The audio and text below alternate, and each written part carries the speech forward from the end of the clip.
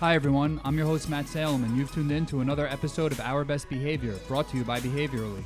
We are the global digital-first leader in defining and diagnosing human behavior to help you achieve the most valuable moment in marketing when a purchase transaction occurs. We are Behaviorally, the transaction experts. Each episode, we share thoughts on trending topics within our industry and of interest to our customers. Today, I'm joined by two of my Behaviorally colleagues, Ethel Klein, Director, Customer Success, and Ian Donahue, VP, Customer Success. In this episode, we're continuing our conversations around AI and its impact in our industry.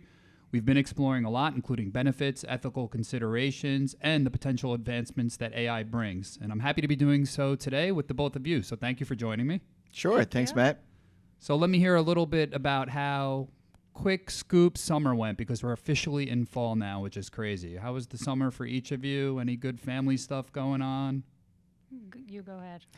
It was nuts. Just Yes, it really was quick. I mean, I feel like as a family we got everything in, but it was, there and gone real quick. Yeah.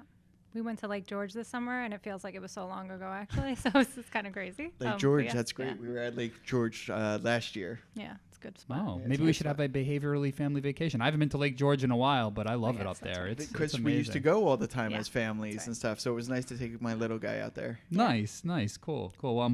I'm glad that summer sounds like it was good and eventful, if not too quick.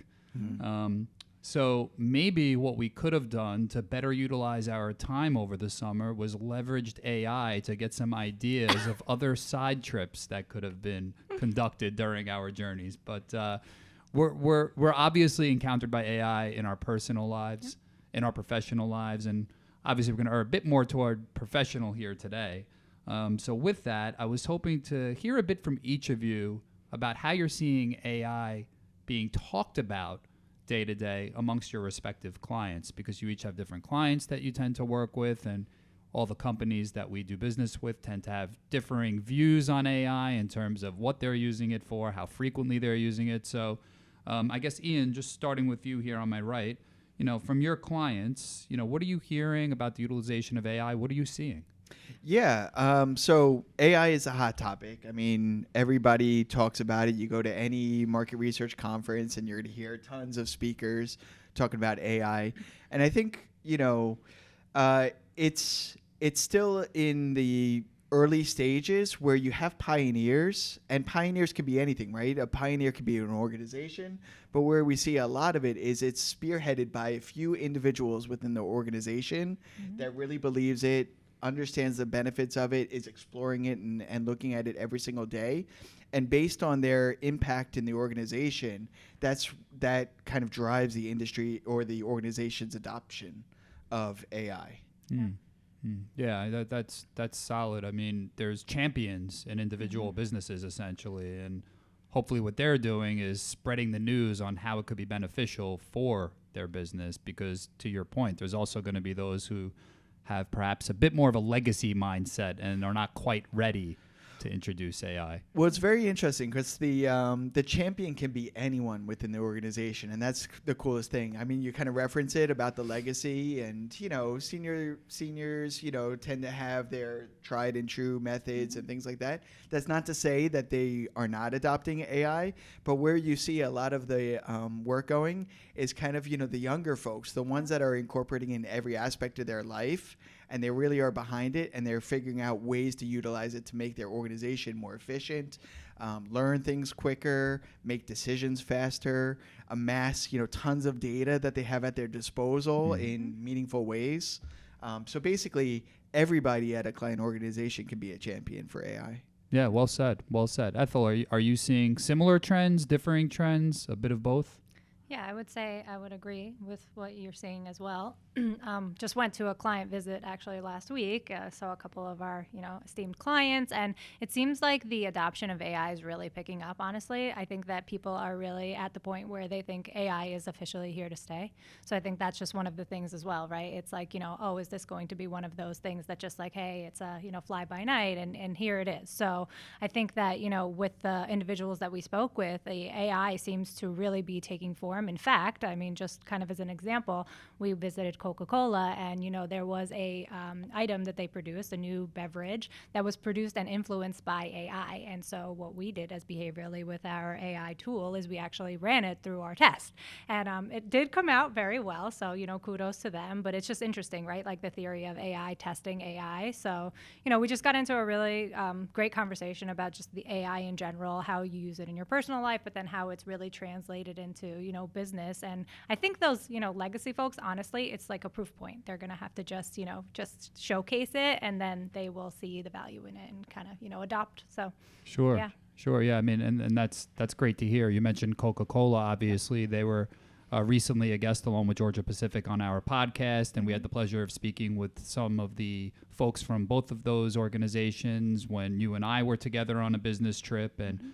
AI was certainly part of all of that discussion. So that segues nicely into the next topic I wanted to cover, which is here at Behaviorally, we are embedding AI into all of the products within our portfolio, and it's currently touching nearly all of the products in our mix that we're offering to clients. So, certainly what you just talked to, I would say, is a success story about the utilization of AI in research. Are you seeing other types of examples where you find our tools are bringing that added value to clients? Maybe, Ian, I'll take it over to your side on that. Sure. Yeah. I mean, AI is great for, early learnings and testing hypotheses and things like that, which is really important because, you think about prior to AI, it was basically just a bunch of people sitting around the room like us saying, oh, this is what I think, the new evolution of my brand should look like and things like that. And now basically you can capture, thousands, millions of data points and make kind of informed decisions about, potential results coming out of testing. Now, obviously, you want to test that, with consumers and double check and make sure that that's right. But it's a good way of forming hypotheses and, exploring directions. I think when I think of a very unique case study is it was a personal care brand, and basically what they had done is early in the process, they were looking at 3 different agencies to work with. Right. And so they wanted to run across, all the sample designs that they got from each of these different agencies, look at it versus their current packaging, look at it versus some competitive benchmarks. And not only did the our Flash AI kind of help them to decide, what designs held, some good potential and what designs were kind of, not really going to do anything of benefit to them. But it went into a scoring system as they were shortlisting the agencies that they wanted to work with. They kind of looked at the AI results of the designs along with all the other stuff. Do they understand the relationship? What's the budget? What's the responsiveness of that, particular agency? And they wound up going ahead with an agency that actually tested really well in our Flash AI. And then, we went through qualitative and quantitative and came out with a validated packaging. But that Flash AI actually helped them to shortlist and move them along the process for a successful pack redesign. Oh, that's great. I love that example. Yeah.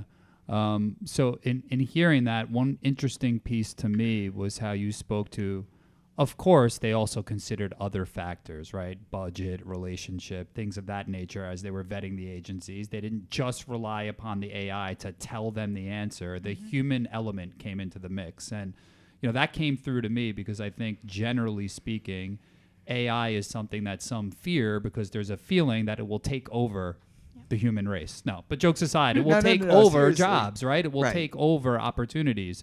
But the way you spoke to it just now was more of a complement to other factors that could be considered. And in thinking about that, I've heard similar from other guests and in other conversations. And, how are you seeing the future of AI, whether it's operationally day to day, how it's helping people with their jobs, or larger aspects of decision making? How are you guys seeing that future? I mean, you can go. Okay. Go yeah, I just think of it as AI as another colleague in the room. You know what I mean? It's a tool that allows us to understand, different things and look at things in a different way. but I don't think it's going to, become the boss. And I actually think that that's the risk, right? Is that, you don't necessarily, it's a buddy. Yeah. Right? It's a partner. It's something to help you understand in a different way and a different view. But ultimately, as a stakeholder for a brand or something, there's a lot of other historical information, anecdotal information, just personalities, just understanding the future strategy that also play a role. So I think as long as everybody sits along the room, including your AI buddy, then I think that's going to ultimately be the success for the brand moving forward. Yeah.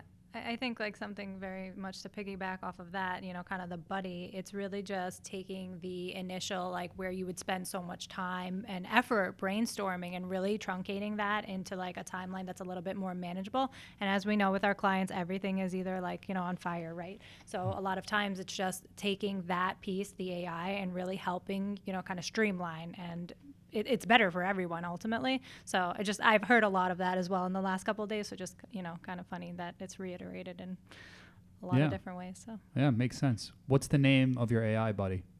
Ooh, I don't know. I'm gonna have to give him like a thought. I don't know. Yeah, I don't know. Yeah, We need like put us on the AI spot. colleague names. Al. AI Al. Well, I call Adrian AI Adrian. So That's Yeah. I like that. I like that twist. Well, as we start to close out for today, one other piece I wanted to talk about were some of the industry events. I mean, you brought up earlier how there's been many events, and obviously AI is kind of the hot topic at many of an industry event. We've been hosting AI-themed events here at Behaviorally.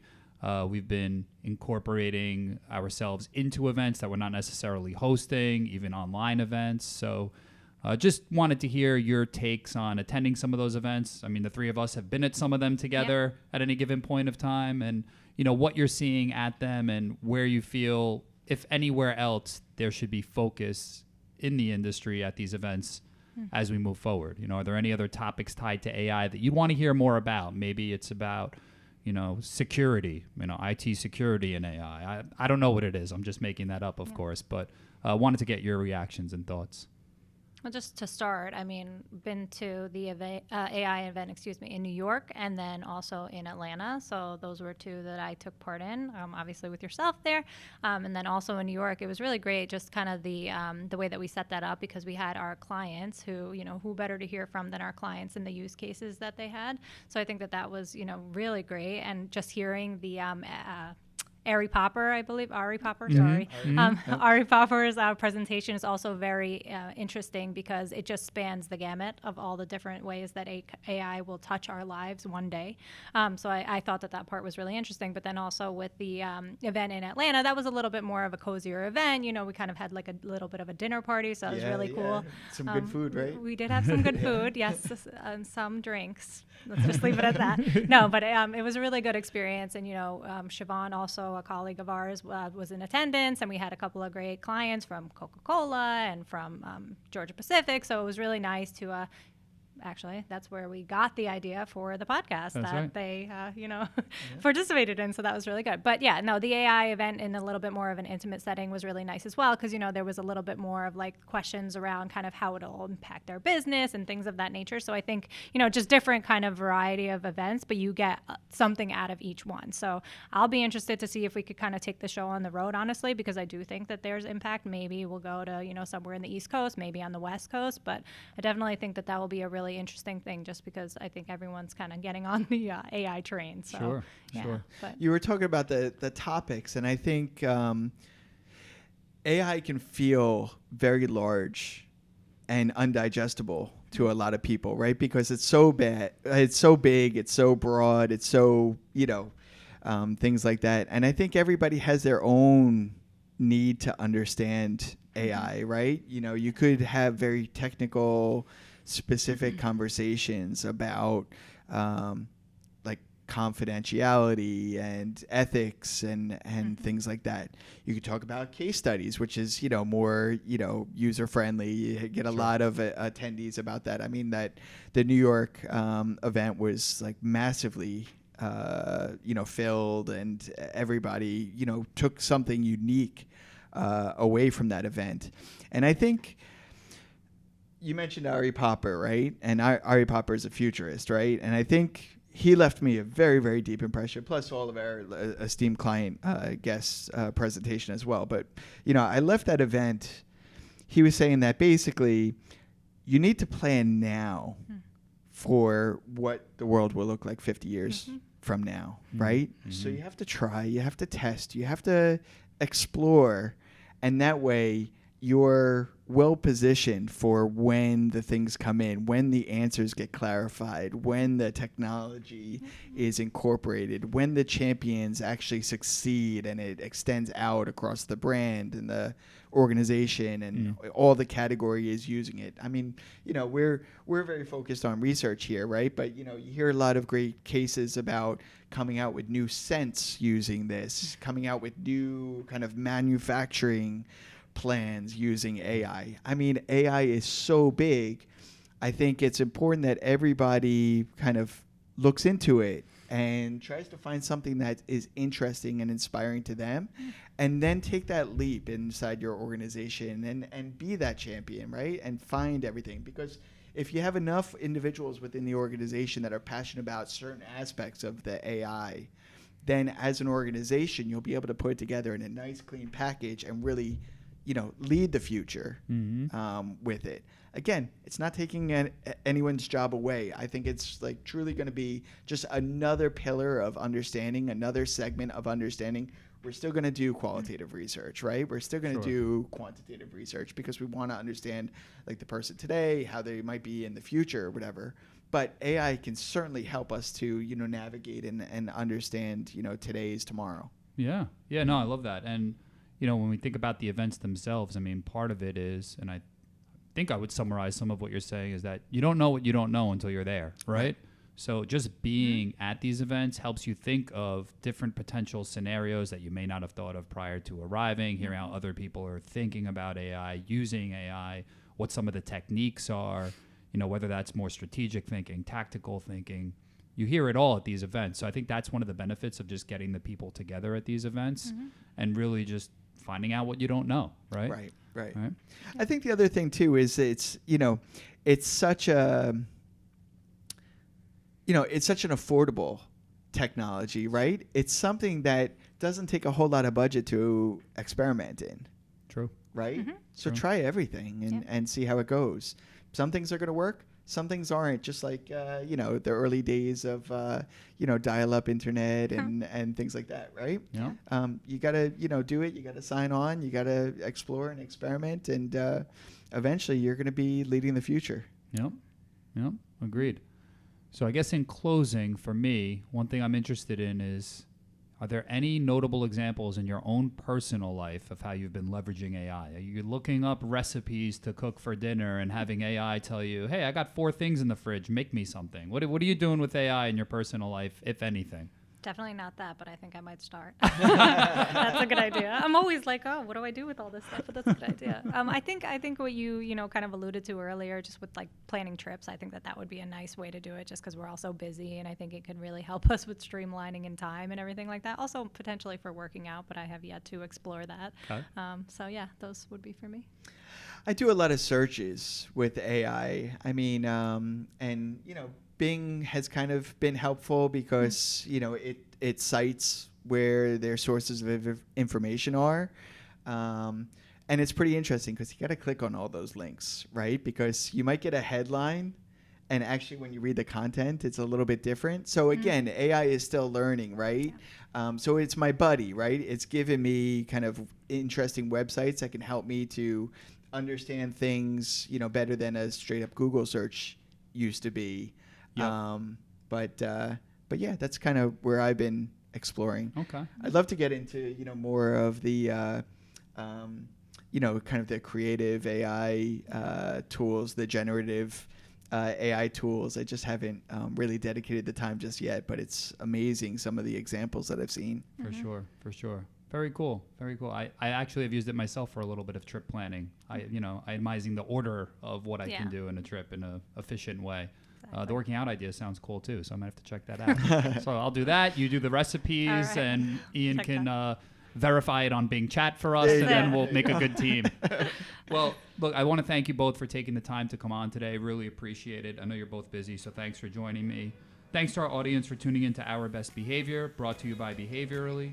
Ethel, Ian, looking forward to when the episode launches and listening to it with you. And for our audience, be sure to check out all of our episodes of the Our Best Behavior podcast. And with that, we'll catch you next time. Thanks. You.